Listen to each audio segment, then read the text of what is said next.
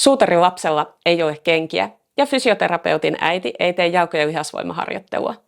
Nyt on aika muuttaa tuota jälkimmäistä, ehkä vähän vähemmän tunnettua sanontaa ja pistää mummo kuntoon. Joten tervetuloa seuraamaan äitini kuntoiluprojektia seuraavan 3 kuukauden ajaksi. Tällä videolla kartoitetaan alkutilannetta, luodaan hieman tavoitteita tulevalle harjoittelujaksolle sekä sitten katsotaan nuo jumpat, mistä äitini lähtee liikkeelle. Mutta ensin tutustutaan mummoon, eli sisko nimeltään ja olen kohta 77 vuotta vanha Sipoossa ja on 6 vesselin 5 pojan ja 1 tytön mummo.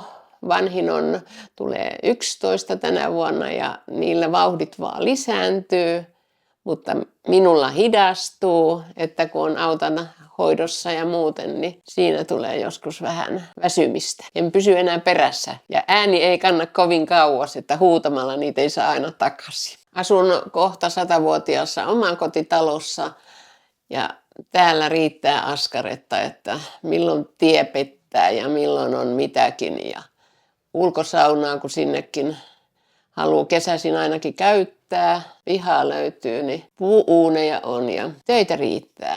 Käsitöitä teen ja siinä samalla voi televisio katsoa. Olen sitä mieltä, että minä teen ihan tarpeeksi, että ei tarvitse jumpata, kun minä täällä teen tätä arkiaskareita, mutta se ei kuulemma pidä paikkansa. Tytär on siitä monta kertaa maininnut. Ja minä olen ollut varmaan aivan hiljaa. En ole väittänyt vastaan, mutta nyt ollaan sitten tässä lupauduttu tähän.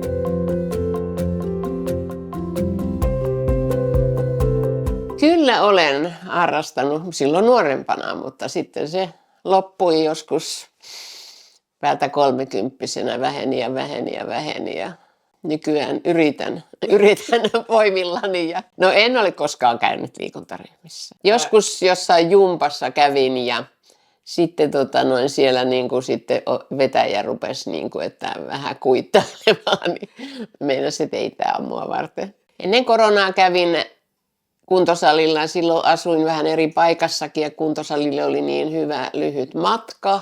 Ei tarvinnut mitään autoja ruveta lämmittämään ja silloin tuli käytyä 2 kertaa viikossa, mutta sitten se jäi.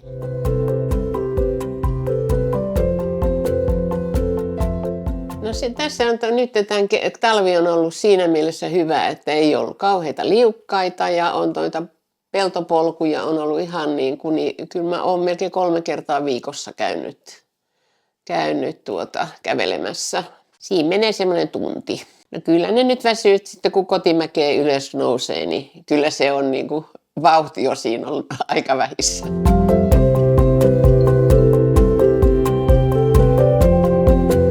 Joskus. 2-3 kertaa kuukaudessa tulee tehtyä lihasvoimaharjoittelua. Melkein näitä niska-hartiaseudun jumppia ja vähän sitä sun tätä.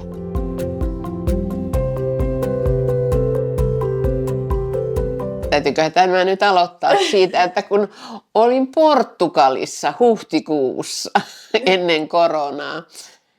En matkusta paljon, mutta silloin olin. Ja siellä sitten pojanpoika lähti juoksemaan semmoisella betonialustalla ja minä yritin lähteä perään, niin poika pysyi pystyssä, mutta minä kaaduin ja sitten oli ranteet murskana ja silmä mustana ja pääsi ihan huumetestiinkin lentokoneesta takaisin tulles kentällä. Että meinasi, että mummo on meikannut itsensä ja jotakin se piilottelee. 60-vuotisjuhlilla ei ollut juhla-aineilla mitään merkitystä, vaan mulla oli sellaiset jotkut lipokkaat jalassa ja mökillä puun juureen osui sen ja en osannut sitä hallita. Että on, kun sen käden työntää aina ensimmäisenä sinne eteen, kun kaatuu, niin ei osaa kaatua, vaan survasee käden eteen. Niin.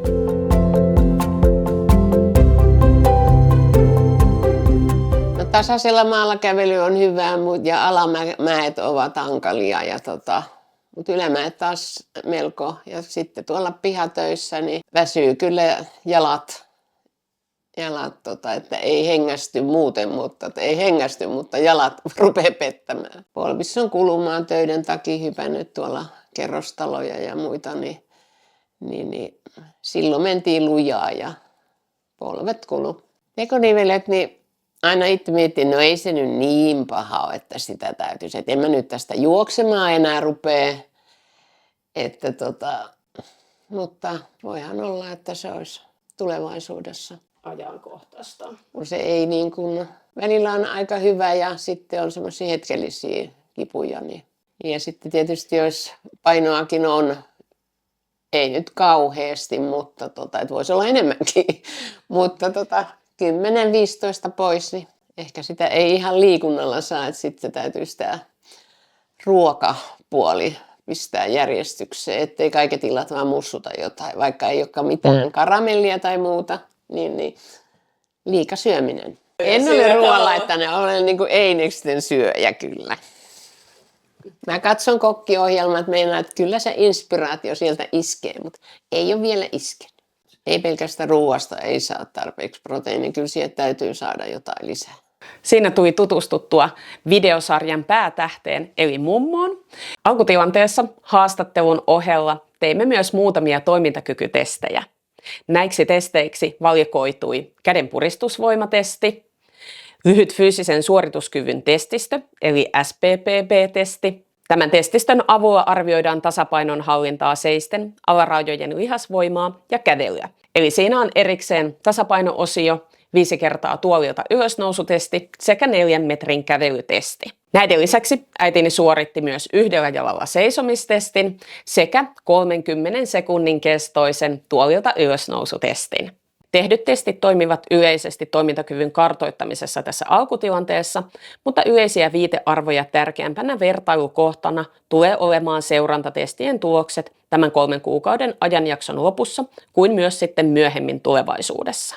Miltä sitten lähtötilanne näytti näiden testitulosten muodossa? Yleisesti ottaen tulokset olivat siellä keskitasoa.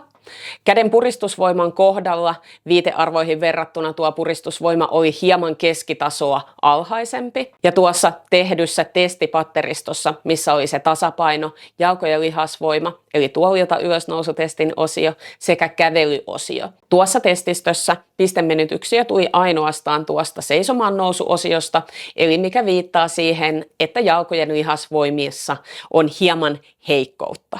Mainittakoon, että tässä testitilanteessa oli hieman häiritsevänä tekijänä vasemman jalan kipu, mikä pienen muujahduksen jälkeen vielä vaivasi. Tämä näkyy erityisesti tuossa 1 jalan seisontatestissä ja tuolta vasemmalta jalalta ei siihen testitulosta tällä kertaa saatukaan. Tai testiä ei ollut järkevä yrittää edes toteuttaa kivun vuoksi.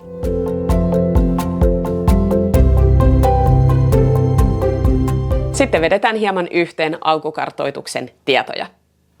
Positiivisena asiana on ehdottomasti se, että liikunta on osana viikoittaista arkea. Kävelylenkkien muodossa liikkumista tulee myös epätasaisilla maastoilla, ei pelkästään asfalttiteillä, ja tämä kävely haastaa myös tasapainoa hyvin.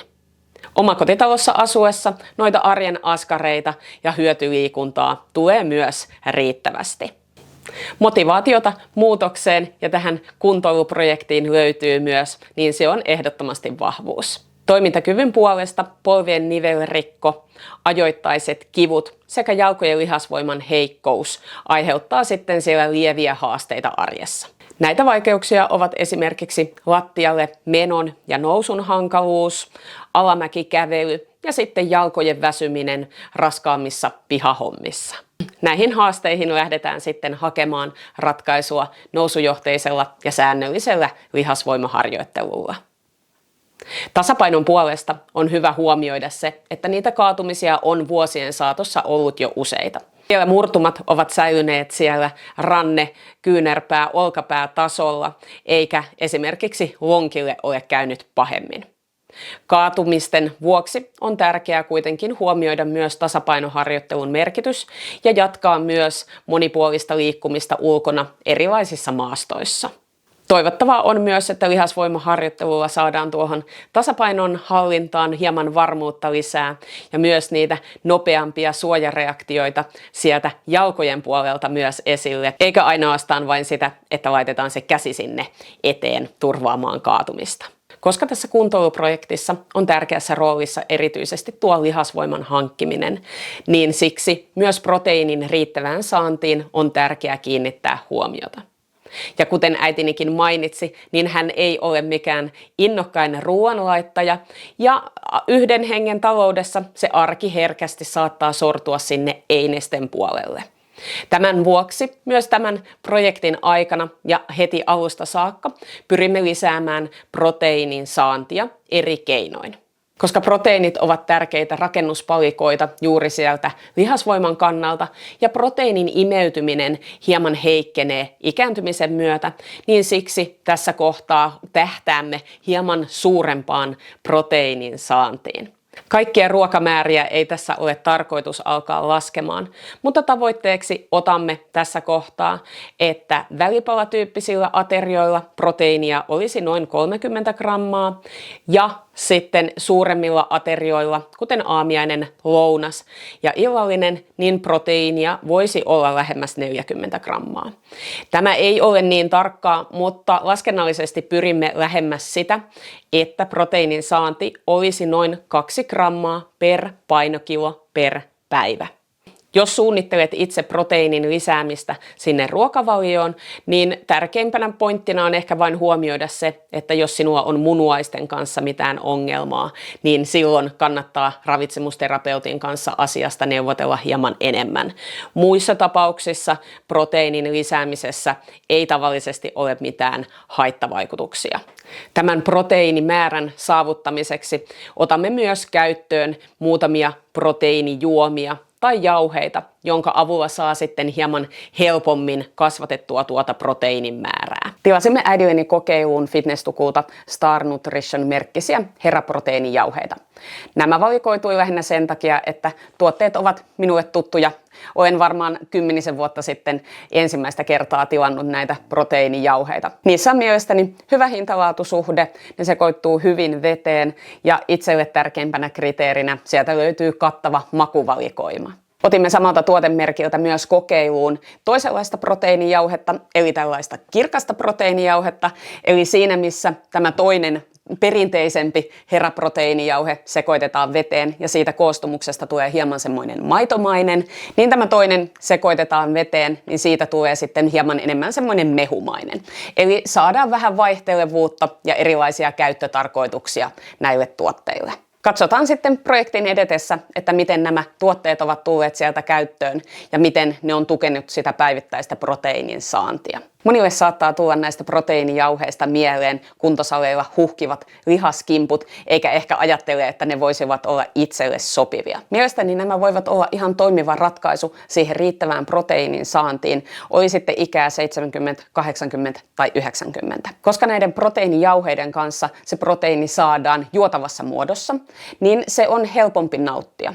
Usein asiakkaiden kanssa, kun on ruokailusta puhunut, niin he mainitsevat siitä, että ne annoskoot jäävät hieman pienemmiksi, ruoka ei ehkä maistu enää samalla tavalla ja itse syömällä ihan isompia annoksia tai enemmän sitä proteiinia, niin se ei ole aina se toimivin ratkaisu siellä normaalissa arjessa. Niin siinä tapauksessa juotavat proteiinivalmisteet, on ne sitten kaupan hyllyltä ostettuja valmiita juomia tai sitten tällaisia proteiinijauheista valmistettavia tuotteita, niin ne helpottavat sitä proteiinin saantia. Verrataanpa vaikka tätä heraproteiinivalmistetta sellaiseen arkipäiväiseen elintarvikkeeseen kuin vaikka kananmunat. Ehkä tiedostat, että kananmunista saa proteiinia.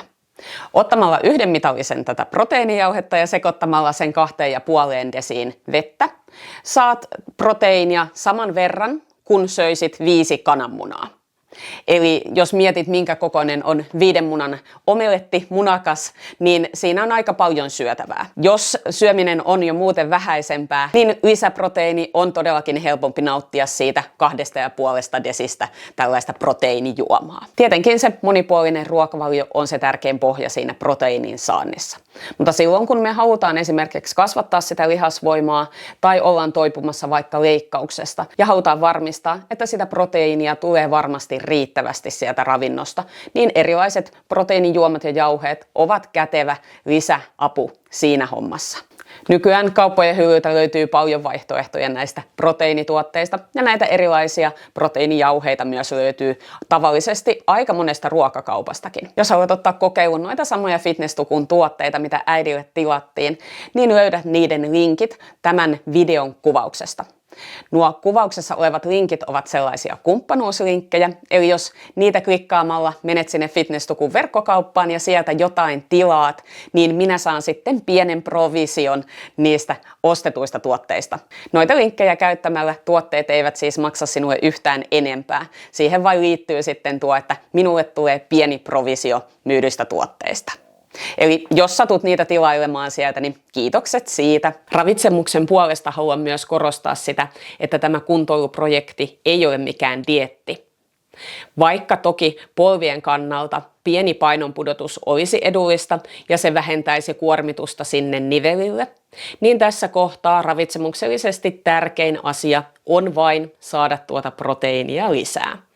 Toki jos sieltä iltapäiväkahveilta katoaa muutama tiikerikakkupalanen, niin ei siitäkään haittaa ole.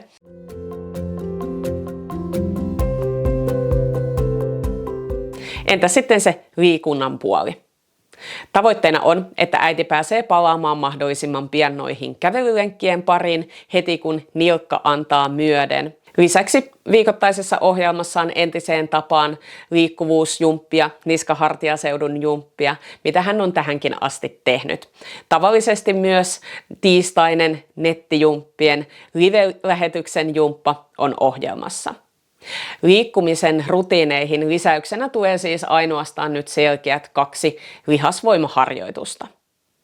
Ensimmäiset 3 viikkoa ohjelmassa on jalkojen lihasvoimaharjoitus istuen. Tämä hieman tuon nilkankin vuoksi, mutta siitä perusharjoituksesta me lähdetään liikkeelle. Sitten siitä eteenpäin seuraavan 3 viikon aikana lisäämme harjoitukseen hieman erilaisia jalkojen lihaskuntoharjoituksia kuin myös koko kroppaa kuormittavaa lihaskuntoharjoitusta. Harjoitusmäärät tulevat olemaan kuukauden 1,5 kohdalla 2 tai 3 kertaa viikossa. Tavoitteena noita jumppia tehdessä on aina se, että äitini huomioisi tuntemuksia liikkeitä tehdessä ja aina kun se tuntuu sopivalta, niin hän lisää vastusta tekemiinsä harjoituksiin. Eli on se polven ojennus tai jalannosto sivulle tai seisomaan nousuliike, niin näitä pyritään aina vaikeuttaa viikkojen edetessä. Koska kuitenkin tuo säännöllinen lihasvoimaharjoittelu on ollut vähäisempää, niin aloitamme maltillisesti ja siksi alussa onkin tuo 3 viikon totutteluvaihe, missä tavoitteena on ainoastaan vain saada ne 2 harjoitusta per viikko tehtyä. Siitä eteenpäin lisäämme sitten haastetta niillä erilaisilla jumpilla kuin myös sitten lisäämällä sitä harjoituksen vastusta. Lihasvoiman kasvattamisen kannaltahan tuo on erittäin tärkeää, että me lisättäisiin nousujohteisesti sitä kuormaa ja vastusta niihin liikkeisiin, mitä me tehdään. Tapahtui se harjoittelu sitten siellä kuntosalilla tai kotiympäristössä.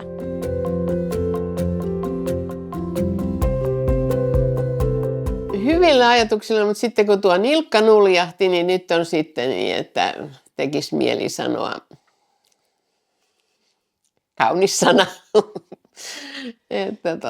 Mutta olen ihan laskenut, että mikä mennessä se olisi se 3 kuukautta mennyt, että mitähän sitten keksisi.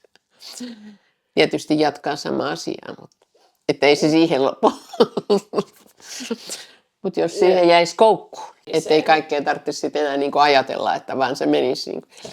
Kyllä mä uskon, että se voi kohentua, että sen huomaa sitten jossakin, että mitä tekee. Niin tulee se ajatus, että tämähän meni jotenkin hyvin, että siinä voi sen huomata sitten. Ei nyt varsinaisesti varmaan, voihan sitä jotain kun mittaillaan, niin siitäkin tulokset olla muuttunut, mutta sitten näissä arkiaskareissa. Toivotaan ainakin. Toivotaan parasta. Ei sanota, että pelätään pahinta. Tällaisilla ajatuksilla ja tuntemuksilla äitini lähtee projektiin mukaan. Hieno juttu, että sain hänet tähän houkuteltua. Ei onneksi tarvinnut kauhean paljon houkutella, painostaa tai pakottaa. Itse uskon, että tässä 3 kuukaudessa tullaan näkemään jotakin tuloksia. Me saadaan jo vahvistettua sitä rutiinia siitä, että lihaskuntoharjoittelua tulee toteutumaan joka viikko. Uskoisin, että harjoittelun myötä myös se vastuksen lisääminen tulee tutummaksi äidilleni ja hän rohkenee ottaa sieltä sitten myös vähän painavempia vastuksia käyttöön kuukausien myötä. Se, että millä tavalla ne näkyy noissa toimintakykytesteissä on mielenkiintoista, kuin myös sitten, että mikä se siirtymävaikutus sinne äitini arkeen on, että huomaako hän ehkä sen, että se alamäen käveleminen on helpompaa, tai sieltä kävelylenkiltä takaisin tullessa sen mäen jaksaakin paremmin kotiin ylös. Se nähdään sitten projektin lopussa. Mutta nyt jos haluat lähteä tekemään omaa projektia tai seurata tätä meidän yhteistä matkaa eteenpäin, niin tästä sivusta löydät Mummo kuntoon soittolistan, mistä löydät kaikki tämän videosarjan videot. Sinne lisää myös kaikki lihaskuntojumpat, mitä äitini tämän projektin aikana tekee. Ja muistathan tilata Nepinettijumppien YouTube-kanavan, jos haluat nähdä, miten tässä projektissa käy. Moikka!